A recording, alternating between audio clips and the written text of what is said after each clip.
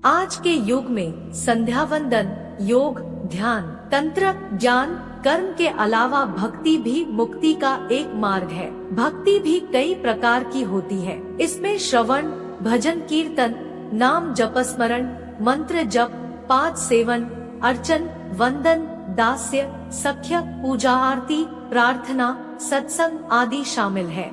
इसे नवधा भक्ति कहते हैं। लेकिन हम आपको बताएंगे गीता में उल्लेखित 4 तरह के भक्तों के बारे में, और साथ में कई गीता में लिखे उदाहरण भी देंगे। इसलिए आपसे अनुरोध है कि आप वीडियो के लास्ट तक बने रहें। गीता में भगवान श्री कृष्ण कहते हैं, चतुर्विधा भजन्ते मां जना सुकृतिनोर्जुन आर्तो जिज्ञासुरर्थार्थी ज्ञानी च भरतर्षभ। अर्थात हे अर्जुन, आर्त, जिज्ञासु, अर्थार्थी और ज्ञानी, ये 4 प्रकार के भक्त मेरा भजन किया करते हैं। इनमें से सबसे निम्न श्रेणी का भक्त अर्थार्थी है। उससे श्रेष्ठ आर्त, आर्त से श्रेष्ठ जिज्ञासु और जिज्ञासु से भी श्रेष्ठ ज्ञानी है।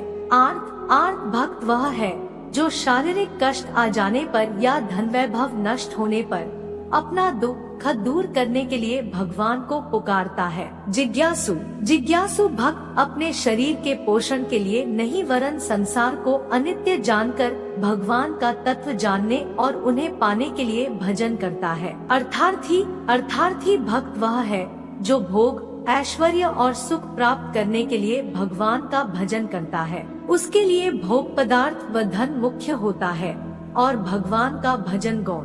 ज्ञानी, अर्थार्थी और जिज्ञासु तो सकाम भक्त हैं, परंतु ज्ञानी भक्त सदैव निष्काम होता है। ज्ञानी भक्त भगवान को छोड़कर और कुछ नहीं चाहता है, इसलिए भगवान ने ज्ञानी को अपनी आत्मा कहा है। ज्ञानी भक्त के योगक्षेम का वहन भगवान स्वयं करते हैं। दोस्तों, इन चारों में कौन सा भक्त है संसार में सर्वश्रेष्ठ? तेषां ज्ञानी नित्ययुक्त एक भक्तिर्विशिष्यते प्रियो ही ज्ञानिनोत्यर्थमहं सच्च मम प्रिय। अर्थात इनमें से जो परम ज्ञानी है और शुद्ध भक्ति में लगा रहता है वह सर्वश्रेष्ठ है, क्योंकि मैं उसे अत्यंत प्रिय हूँ और वह मुझे प्रिय है। इन 4 वर्गों में से जो भक्त ज्ञानी है और साथ ही भक्ति में लगा रहता है वह सर्वश्रेष्ठ है। अब जानते हैं कि विश्व में कौन से 4 प्रकार के लोग भगवान का भजन करते हैं। भगवान को विश्वास पूर्वक भजने वाले सभी भक्त सुकृति होते हैं, फिर चाहे किसी भी हेतु से भजे। ये पुण्यवान होते हैं जो किसी भी कारण से परमात्मा की ओर उन्मुख होते हैं। सुकृतियों में पहली श्रेणी आर्त की है, जो हमने पहले बताया है और अब हम उदाहरण से समझते हैं। हम सभी जानते हैं कि संसार में कोई भी व्यक्ति बिना प्रयोजन के कोई कार्य नहीं करता। अपने मोहल्ले अथवा बस्ती में चिकित्सक रहते हैं, लेकिन चिकित्सक के पास वही जाता है जिससे कोई रोग हो। रोगी का अंतिम लक्ष्य रोग मुक्त होना ही होता है, लेकिन इसके लिए वह केवल चिकित्सक की शरण लेता है। ठीक इसी प्रकार एक आर्त व्यक्ति पहले अपने संकट निवारण के लिए स्वयं भरपूर कोशिश करता है, लेकिन वह सफल नहीं हो पाता है।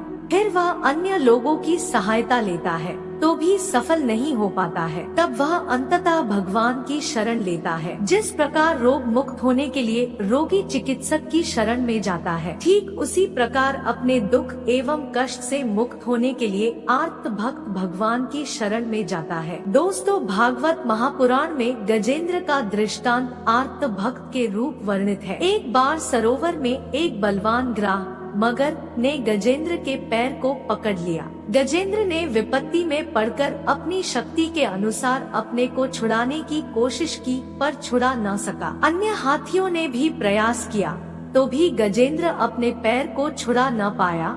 तब उसने अंत में भगवान की शरण ली। प्रार्थना करते हुए गजेंद्र ने कहा, यम धर्म कामार्थ विमुक्ति कामा भजन्त इष्टा गतिमाप्नुवन्ति किंत्वाशिषो रात्यपि देहम व्ययम करोतु मेदब्धयो विमोक्षणम्। अर्थात धर्म, अर्थ, काम और मोक्ष की कामना से मनुष्य भगवान का भजन करके अपनी अभीष्ट वस्तु प्राप्त कर लेते हैं। इतना ही नहीं, वे भगवान उनको सभी प्रकार का सुख देते हैं।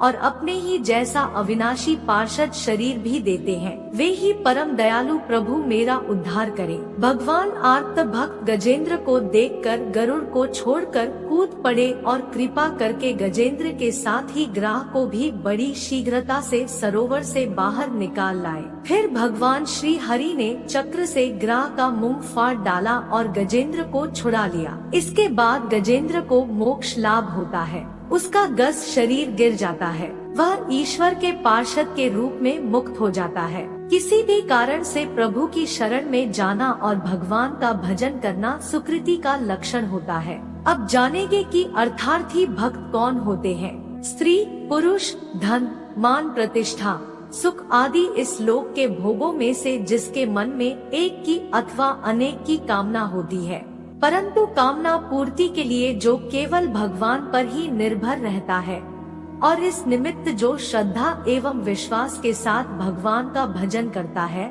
वह अर्थार्थी भक्त कहलाता है।